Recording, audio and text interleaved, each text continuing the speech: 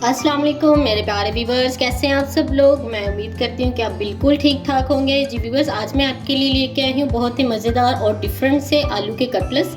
बहुत ही मज़ेदार बनने वाले हैं और इसको हम बच्चों को भी खिला सकते हैं और उनके लंच में भी दे सकते हैं। तो सबसे पहले मैंने यहाँ पे हाफ़ के जी आलू ले लिए, इसको मैंने बॉईल कर लिया है।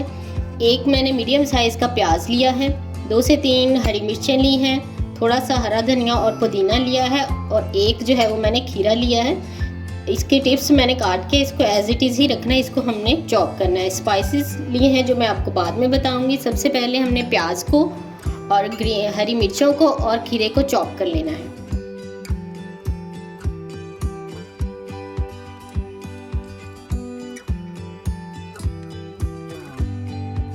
जी व्यूवर्स, इसमें हमने थोड़ा सा धनिया और पुदीना भी शामिल कर लिया था, उसको भी हमने इसके साथ ही चॉप कर लिया था। और इसको भी जो हमने इसका जो है वो पानी निकाल लिया था। खीरे और प्याज का पानी होता है, अगर वो हम एज इट इज़ डालेंगे तो वो जो हमारा मिक्सचर है वो पतला हो जाएगा, इसलिए मैंने इसका पानी जो है वो स्क्वीज़ कर लिया। अब हम इसमें इसको ऐड कर देंगे और आलूओं को सबसे पहले हमने हल्के हाथों से इसको मैश कर लेना है।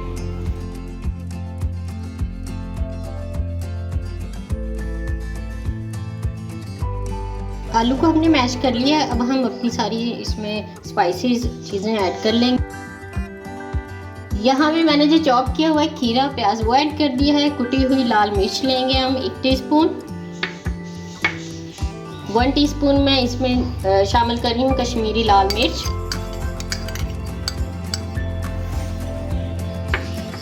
1 टीस्पून इसमें ज़ीरा शामिल कर दूंगी और हाफ टीस्पून मैं इसमें काली मिर्च का पाउडर शामिल कर रही हूँ।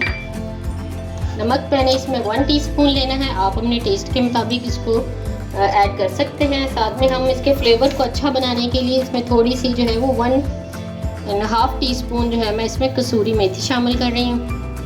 अब हम इसमें थोड़ा सा जो है वो धनिया और पुदीना जो है वो थोड़ा सा मोटा मोटा जो है वो काट के इसमें शामिल कर देंगे ताकि उसका फ्लेवर जो है हमारा ज़बरदस्त आए। इन सारी चीज़ों को अब हम अच्छे से मिक्स कर लेंगे।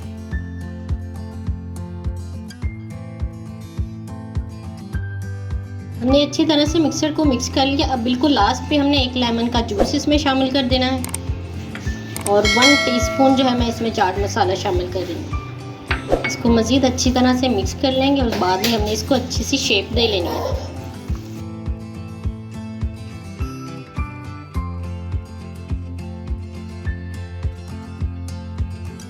जी व्यूवर्स, हमने इसको शेप दे ली है। अब हमने 10 से 15 मिनट तक के लिए इसको फ्रिज में जो है वो रख देना है ताकि आलू की जो हमारी शेप है वो अच्छी तरह सेट हो जाए। इससे फिर हमारे फ्राइंग करते हुए ज़रा आसानी हो जाएगी।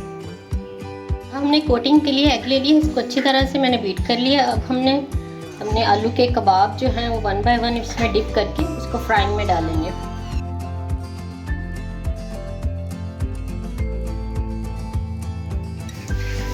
यहाँ पे हमने कबाब को हल्का हल्का गोल्डन सा कलर देना है, इसलिए आंच हमने यहाँ पे स्लो ही रखी है ताकि उसको प्यारा सा कलर आ जाए।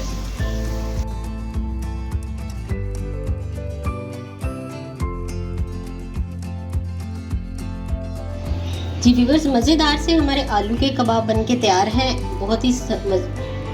जी व्यूवर्स, मज़ेदार से आलू के कबाब हमारे बनके तैयार हैं। इसको आप सर्व करें दही और ग्रीन पुदीने की चटनी के साथ भी और केचप के साथ भी इसको आप यूज़ कर सकते हैं। मैं आपको इसको चेक करके बताती हूँ। यहाँ पे हमने दही लिया है और ये इस तरह से